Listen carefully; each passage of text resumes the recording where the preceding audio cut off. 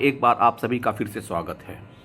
साथियों, इधर 2-4 दिनों में हम लोगों ने फैमिली पेंशन, एनपीएस, इन सारे बारे बात करते रह गए और इसी बीच में एक बैंकिंग इंडस्ट्री में यानी इकोनॉमिक गतिविधियों में एक नया चीज़ लॉन्च हुआ, वो national monetisation policy, national monetisation pipeline. अभी तक आपने प्राइवेटाइजेशन, डिसइन्वेस्टमेंट और अब मोनेटाइजेशन क्या है, वाई सरकार ने इसको क्यों लॉन्च किया और क्या पर्पज है। एनएमपी, नेशनल मोनेटाइजेशन पाइपलाइन, इसका मकसद इंफ्रास्ट्रक्चर एसेट्स को मोनेटाइज करना है, जिसमें एनर्जी से लेकर रोड, रेलवे आदि सेक्टर इसमें शामिल हैं। फ्रेंड्स, क्या होता है ये? केंद्र सरकार ने 6 लाख करोड़ रुपए के नेशनल मोनेटाइजेशन पाइपलाइन का ऐलान किया है। इस स्कीम के जरिए रोड, रेलवे, सिलेवर, पावर सेक्टर में इंफ्रा एसेट्स से मोनेटाइजेशन किया जाएगा। स्कीम के ऐलान के बाद ये कहा जा रहा है कि सरकार 6 लाख करोड़ के सरकारी एसेट बेचने जा रही है। प्राइवेट सेक्टर को देगी या विदेशी निवेशकों को देगी?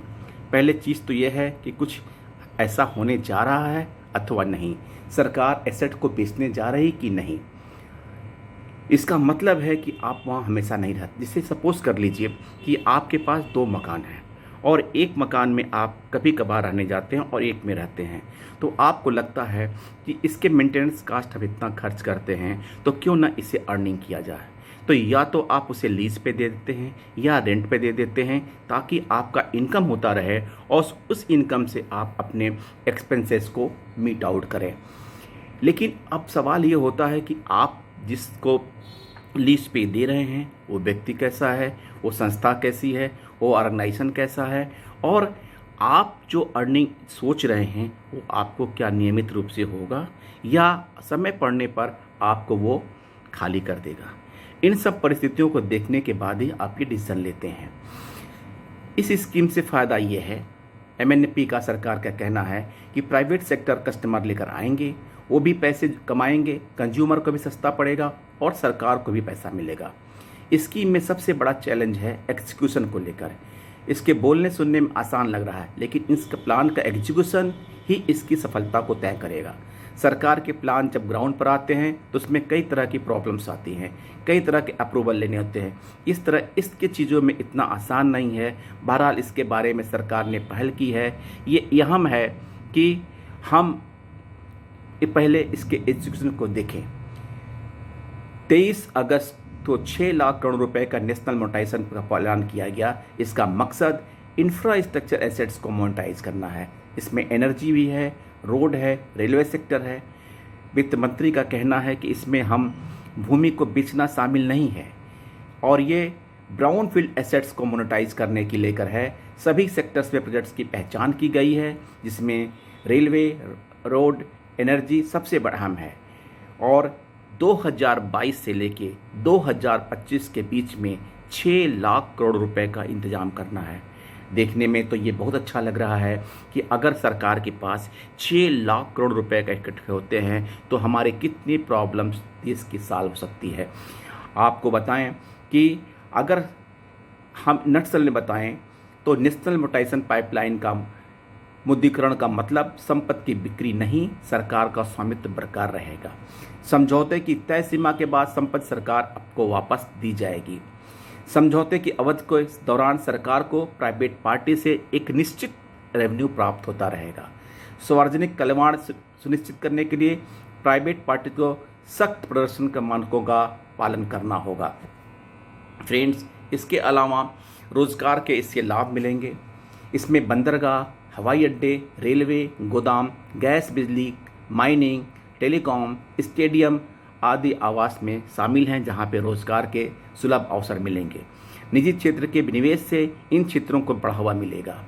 कम उपयोग की परिसंपत्तियों से बेहतर मूल्य हासिल किया जा सकेगा।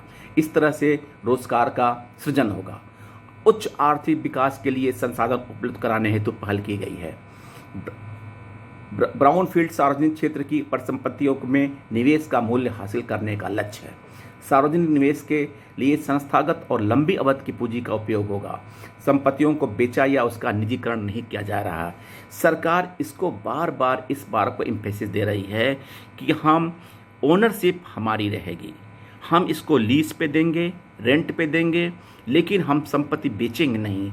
हमारा पर्पज़ बेचने का नहीं है, सेल करने का नहीं है, केवल उसको यूटिलाइज करने का है और यूटिलाइज करके उससे पैसा अर्निंग करना है जो देश के विकास में लगाना है।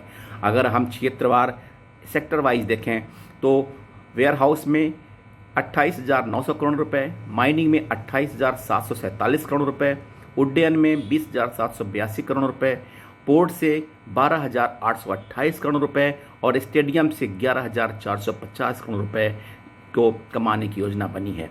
इसके अलावा प्राकृतिक गैस पाइपलाइन से 24,462 करोड़, उत्पाद पाइपलाइन से 22,504 करोड़, शहरी रियल एस्टेट से 15,000 करोड़, दूरसंचार से यानी टेलीकॉम से 35,100 करोड़, सड़कों से 1,60,200 करोड़ और रेलवे से 1,52,496 करोड़, पावर ट्रांसमिशन से 45,200 करोड़ और बिजली उत्पादन से 39,832 करोड़ का कमाने का एक रेवेन्यू प्राप्त करने के लिए ये नोटिफाई किया गया है। लेकिन फ्रेंड्स, जैसा कि आप अच्छी तरह जानते हैं कि अगर हम सरकारी संपत्तियों को इस तरह से हम लीज पे या ट्रेंड पे उठानेंगे, इसका एजुकेशन कैसे करेंगे? क्या सरकार को इतना आसान लगता है? क्या ऐसा तो नहीं है कि जिन कंपनियों को हम देंगे वो कंपनियां बाद में वापस करने से मुकर जाएं और मुकरने के ना बाद अगर आपको लिटिगेशन होता है तो कोर्ट में चली जाएं और कोर्ट में जाने बाद सदियों यानी कई साल लग जाते हैं जब को हमको पाने के लिए। सरकार का ये फैसला कितना उपयुक्त होगा ये तो आने वाला समय बताएगा। हालांकि सरकार की नियत पे शक करना उचित नहीं है, क्योंकि इस समय देश की आर्थिक स्थिति के हिसाब से पैसे की कमी है और उसको इकट्ठा करने के लिए सरकार कुछ न कुछ नियम निकाल रही है, कुछ न कुछ उपाय खोज रही है और उन उपायों में एक उपाय ये भी है। आने वाला वक्त बताएगा कि ये स्कीम कितना सफल होता है।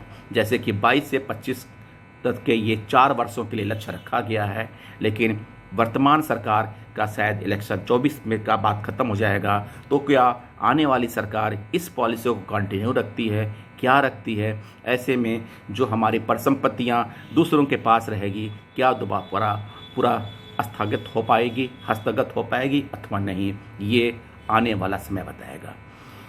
इसके अलावा 25/8 को ही वित्त मंत्री ने बैंक चीफ से मुलाकात की और बैंकों की कार्यों की समीक्षा की। उसमें एक बात असली उभर के आई कि इस वर्ष मार्च 21 के फाइनेंशियल रिजल्ट के बारे में वित्त मंत्री का कहना था कि सारे बैंकों का परफॉर्मेंस अच्छा रहा है, पब्लिक सेक्टर बैंक अच्छा कर रहे हैं और लगभग 35,000 करोड़ रुपए का प्रॉफिट कमाया है, जो एक रिकॉर्ड है। पिछले 5 साल में पहली बार इतना प्रॉफिट हुआ है। बैंक जो पीसीए के अंतर्गत हैं वो आने को तैयार हैं और शीघ्र ही पीसीए से बाहर आएंगे। प्राइवेटाइजेशन के बारे में बात करते हुए वित्त मंत्री ने कहा कि इसके बारे में अभी मुझे कुछ नहीं कहना है और इसके पीछे सबसे बड़ा कारण है कि मानसून सेशन में जो बैंकिंग रेगुलेशन एक्ट में चेंज हुआ ना होना था वो चेंज नहीं हो पाया है, जिसकी वजह से बैंकों का प्राइवेटाइजेशन निश्चित रूप से डिलेड है और ये इस वर्ष 21-22 में तो संभावना न के बराबर है, केवल ये आगे वर्ष में देखा जाएगा कि कब हो रहा है।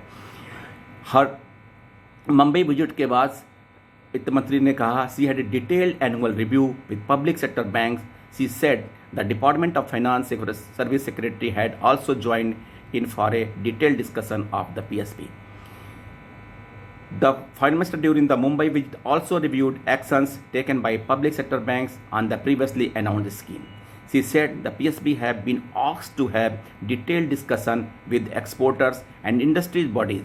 The banks have also been advised to provide better credit flow to the exporter and export-oriented companies.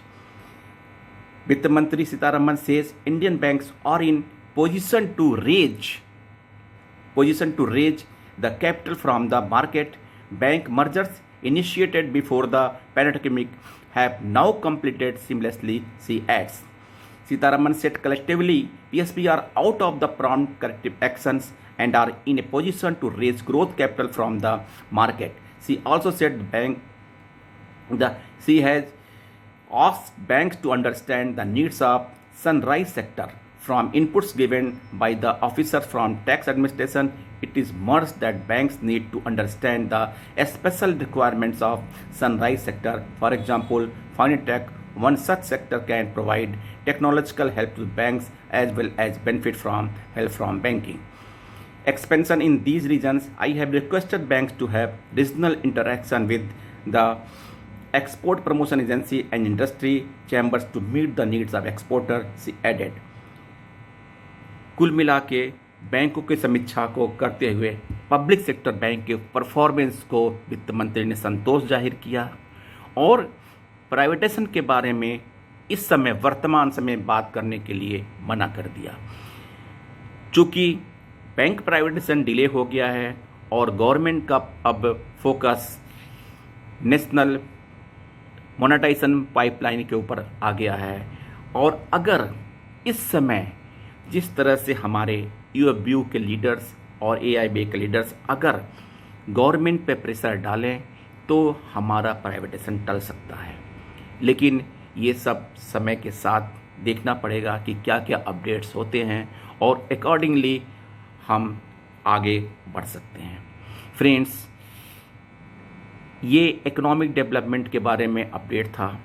Next update के साथ कि पेंशन अपडेशन का क्या अपडेशन हो रहा है और आगे क्या रणनीति बना रहे हैं यूएफबीयू और आईबी एआईबीए, ताकि जो पेंडिंग इश्यूज हैं 11th बाईपार्टाइट सेटलमेंट के और मुद्दे हैं उनके बारे में, रेजिडुअल इश्यूज़ के बारे में क्या डेवलपमेंट होगा उसके बारे में डिस्कस करेंगे। तब तक के लिए thank you friends, thank you.